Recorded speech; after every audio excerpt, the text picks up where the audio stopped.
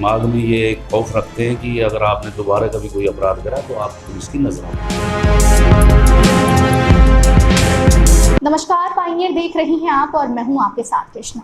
ये तो आप सभी जानते हैं कि पायनियर आपको हमेशा ही किसी ऐसी शख्सियत से मिलवाता रहा है जिसकी खुद की अपने आप में एक अलग पहचान हो। इसी कड़ी में एक मुलाकात के जरिए आज हम आपको मिलवा रहे हैं श्री भीम सिंह जी से। मैं आपको बता दूं कि भीम सिंह जी फरीदाबाद से बतौर एसएचओ के पद पर कार्यरत हैं और मूल रूप से वो रेवाड़ी के हैं। आज हम उनसे जानेंगे कि वो अपने किस तरीके से अपनी भूमिकाओं को यहाँ पर अदा कर रही हैं। सर, बहुत बहुत स्वागत करती हूँ आपका हमारे चैनल में। तो सबसे पहले तो यही बताइए कि आपको यहाँ पर तकरीबन 9 महीने हो चुके हैं, तो आपका जो अनुभव है वो कैसा रहा है?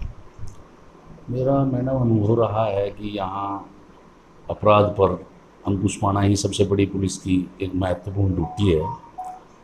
तो जो जिस किस्म का जो यहाँ अपराध हो रहा है, चोरी से संबंध है, साइबर से संबंधित है, हमारा फोकस उसी पर रहता है कि उस अपराध में कमी की जाए, उसको रोका जाए और यही उसको ही मद्देनज़र रख के हम अपनी ड्यूटियाँ लगाते हैं और उसी प्रकार से ड्यूटी करते हैं। सर, आप आमजन के बीच विश्वास और जो अपराधी होते हैं उनके अंदर किस तरीके से उस खौफ को आप बनाए रखते हैं, या फिर जो आमजन होते हैं कैसे उनके अंदर विश्वास आप जगाते हैं? देखो जी, आमजन से हम संपर्क में रहते हैं। उनकी समय समय पर जो मोजीज़ आदमी हैं, पार्षद हैं और जो सम्माननीय आदमी हैं, उनके साथ समय समय पर मीटिंग करते हैं, उनकी परेशानियों के बारे में जानते हैं, अपनी जो परेशानी है उनको बताते हैं, उनको जागरूक करते हैं। भाई जो रात के समय जैसे ड्यूटियाँ जैसे जो आदमी घूमते हैं उनके बारे में सारी उनसे डिस्कस करते हैं। बाकी अपराधियों पर अंकुश करने के लिए हमारे पास एक रजिस्टर होता है जिसमें अपराधियों के सभी ब्यौरा होता है, तथा हम ये भी अपने पास सूचनाएं रखते हैं कि जो अपराधी बाहर से आकर यहाँ रह रहे हैं या जो जेल से छूटते हैं उनकी सबकी सूचियाँ होती हैं। उनको बार बार समय समय पर चेक करते हैं, उनको बाकायदा दिशा निर्देश देते हैं तथा उनको दिमाग में ये खौफ रखते हैं कि अगर आपने दोबारा कभी कोई अपराध करा तो आप पुलिस की नज़रों में। यही हमारा एक फोकस होता है।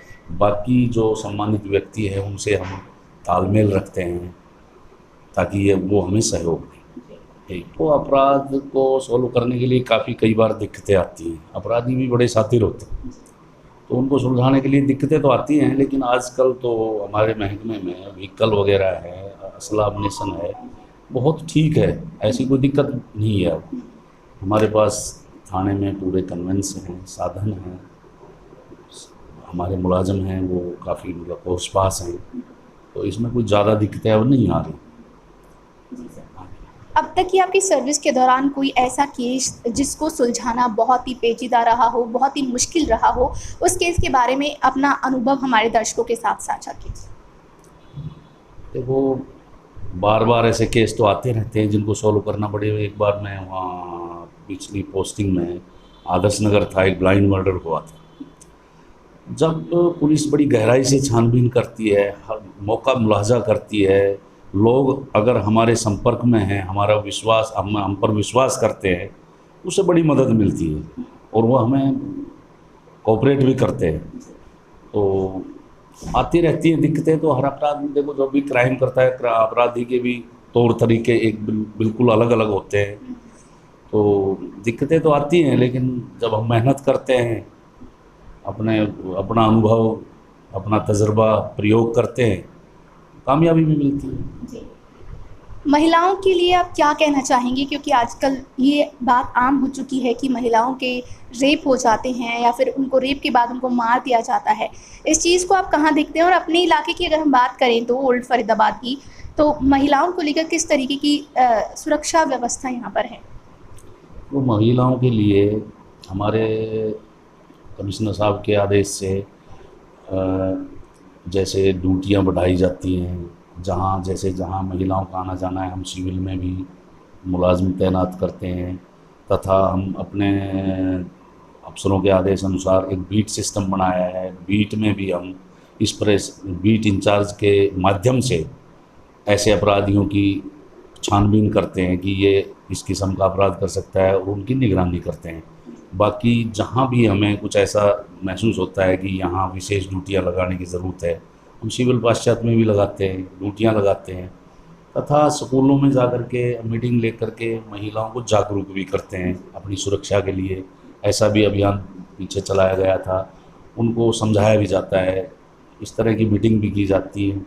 और बाकी इनकी निगरानी रखते हैं, और जो अगर कोई कोई इस किस्म का अपराध होता है उसमें पूर्णतया अंकुश लगाकर और कड़ी से कड़ी सज़ा दिलवाने की कोशिश करते हैं। कानून की पालना करते वक्त अगर कभी राजनीतिक दबाव पड़े तो उस वक्त आप किस तरीके से आप अपनी सर्विस को करते हैं?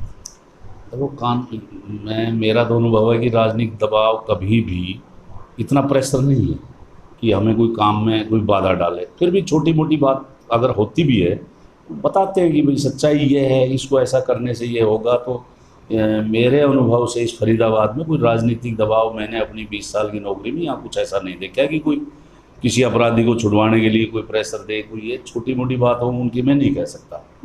बाकी किसी अपराधी को छुड़वाने में, उसको कोऑपरेट करने में मेरी नौकरी में ऐसा नहीं आया कि किसी ने राजनीतिक दबाव देख के किसी गलत काम के लिए कहा हो। ये छोटी मोटी बात, हम चेकिंग कर रहे हैं, किसी ने कह दिया जी कागज़ 1 घंटे में ला देगा, इसके घर रहेगी, वो देखना पड़ता है, थोड़ा उसको टाइम दे दिया, देखा कि स्टूडेंट है, रेप्यूटेड आदमी है, कोई बुज़ुर्ग है, वो कोऑपरेट भी करना चाहिए, करते भी हैं। सर, अगर फरीदाबाद शहर की मैं बात करूं तो फरीदाबाद शहर में भी चोरी डकैती के मामले आम हो गए हैं, दिन दहाड़े लोग चोरी कर लेते हैं, तो इस पर कैसे अंकुश लगाया जा सकता है?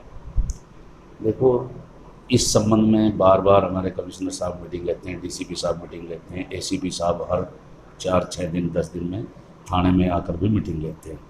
इस पर हम सारा विभाग बैठकर बड़ी चर्चा करता है, ये जगहें चुनते हैं कहाँ क्या वारदात हो सकती है, और उनके दिशा निर्देश होते हैं। वहीं स्पेशल ड्यूटियाँ भी लगाई जाती हैं, जैसे जहाँ देखा कि यहाँ चोरी की वारदात बढ़ती है वहाँ रात्रि गश्त बढ़ा दी गई, नाकाबंदी कहाँ ज़रूरी है वहाँ नाके लगा दिए गए, तथा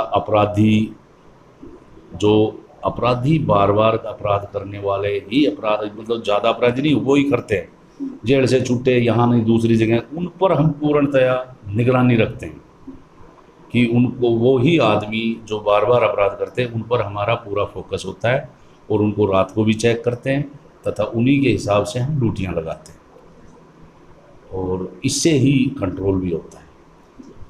आपके अनुसार अपराध को रोकने के लिए प्रशासनिक स्तर पर और क्या ठोस कदम उठाने चाहिए, क्योंकि लगातार अपराध होते हैं, मर्डर भी हो जाते हैं, तो आपके अनुसार क्या ऐसी चीज़ें होनी चाहिए कि ये सारी चीज़ें अच्छे से एकदम से संभल जाए? देखो जी, अपराध तो चलो एक जैसे नशा वाला है सिस्टम, हम इसमें थोड़ा ध्यान दे रहे हैं। एक जो सार्वजनिक जगह पर कई इकट्ठे होकर शराब वगैरह पी करके झगड़े कर देते हैं, इस पर हमारे कमिश्नर साहब की स्पेशल दिशा निर्देश हैं कि हम ऐसे जगहें जहाँ कोई आवारा लड़के बैठते हों, कहीं शराब वगैरह इकट्ठे पीते हों, या कोई ऐसी जगह जहाँ वो रहते हों, इस पर विशेष निगरानी रखते हैं। नंबर 2, ये भी हम निगरानी रखते हैं बीट इंचार्ज के माध्यम से कि भाई कहीं कोई किराए पर लेकर 2-4 आवारा लड़के ना हों, भाई कोई और कहीं किसी किस्म की बात नहीं हो, उन पर हम विशेष हमारी निगरानी होती है। और बीट इंचार्ज के, बीट कांस्टेबल के माध्यम से हम यही सूचना एकत्रित करते हैं पब्लिक से कि भाई आपके इलाके में कोई नया आदमी, किराएदार, आवारा, कोई इस किस्म का आदमी जो अपराध करता हो, उनकी निगरानी रखी जाए, और इस किस्म की इन्फॉर्मेशन हम ले करके उन पर विशेष निगरानी रखते हैं, समय समय पर उनको चेक करते हैं, जिससे काफ़ी हमें वो होती है और अपराधियों के दिमाग में खौफ होता है कि पुलिस की आप नज़रों में हो। सर, आप एक सिपाही हैं और आपकी फैमिली, अब आप अपनी फैमिली के लिए कैसे टाइम मैनेज करते हैं, कैसे उनको वक्त दे पाते हैं, ज़रा एक बार उसके बारे में भी हमें थोड़ा बताएं। देखो जी, समय बदल रहा है, मेरी तो 38 साल नौकरी है, पहले बहुत बड़ी दिक्कतें थी और हम फैमिली साथ भी नहीं रख पाए, कभी रखा कभी यो नहीं। चलो आज के समय में तो सारी सुविधाएं हैं, सरकारी क्वार्टर मिल रहे हैं और वैसे भी क्वार्टर मिल रहे हैं, सारी फैसिलिटी सुविधाएं हैं। और जहाँ जैसे फरीदाबाद आप कहीं भी बच्चे एडजस्ट कर लिए तो ये छोटा सा ज़िला है, 20-30 किलोमीटर में कवर कर लेते हैं। ये दिक्कतें पहले थी, अब तो इस किस्म की कोई दिक्कतें नहीं है। अब तो सारी क्वार्टर, सरकारी क्वार्टर मिल जाते हैं, शहर में वैसे भी मिल जाते हैं। अब फिलहाल ऐसी कोई वो नहीं है। ये परेशानियां पहले थी, अब ऐसी नहीं है। फरीदाबाद की जनता के लिए आप कोई मैसेज देना चाहेंगे, कोई संदेश देना चाहेंगे?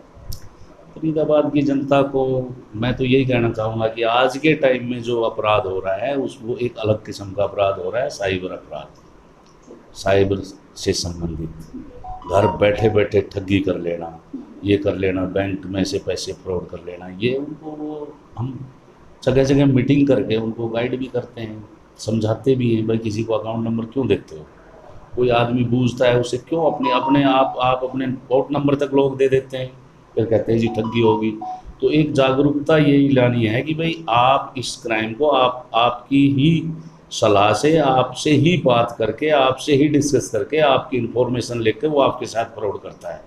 तो एकदम स्पष्ट सा संकेत है कि किसी को भी अपने सीक्रेट अकाउंट नंबर वगैरह वगैरह क्यों बताते हो। ये बताते हैं, कभी लालच में आ जाते हैं, मैं आपको 50 लाख से डाल दूंगा, मैं 20 लाख डाल दूंगा, आपका अकाउंट नंबर दो। ये लालच में आकर के ठगे जाते हैं, फिर पुलिस उनके मुकदमा दर्ज करती है, उनके आगे जो अकाउंट नंबर मिलते हैं वो फ्रॉड मिलते हैं, आगे पुलिस चक्कर काटती रहती है, उनके अकाउंट नंबरों से भी वैसे भी हम वहाँ तक पहुँच भी नहीं पाते। तो सबसे बड़ी बात है कि एक पता है कि भाई ये लोग कौन किसके 50 लाख डालेगा, क्यों डालेगा वो, लेकिन इतना समझाने के बावजूद भी रोज़ाना यही अपराध का ग्राफ बढ़ता ही जा रहा है। जो एक सबसे बड़ी आज एक समस्या पुलिस की ये बन गई कि इस किस्म के अपराध को सोल्व करने के लिए बहुत ज़्यादा समय खराब होता है और हम वहाँ तक अपराधी तक पहुँच नहीं पाते, क्योंकि आगे से आगे वो आदमी इतना शातिर है कि उनके जो भी आईडी मिलेगी फेक मिलेगी, अकाउंट नंबर मिलेगा फेक मिलेगा, और फोटो मिलेगा फेक मिलेगा, और इससे काफ़ी लोगों को बहुत बड़ा नुकसान हो रहा है। एक जागरूकता एक समाज में लानी चाहिए। हम भी अपने स्तर पर काम कर रहे हैं, आप पत्रकार हैं, आप भी इस बारे में जागरूक करो भी ये जानबूझकर लालच में क्यों आ रहे हो। आपसे अकाउंट नंबर मांग रहा है, कह रहा है 50 लाख डलवा दूंगा, क्यों डलवाएगा वो, आपके डालना चाह रहा, आपके हड़पना चाह रहा है।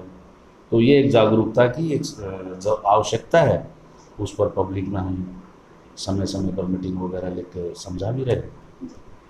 Thank you so much sir, अपना इतना कीमती वक्त हमारे साथ साझा करने के लिए।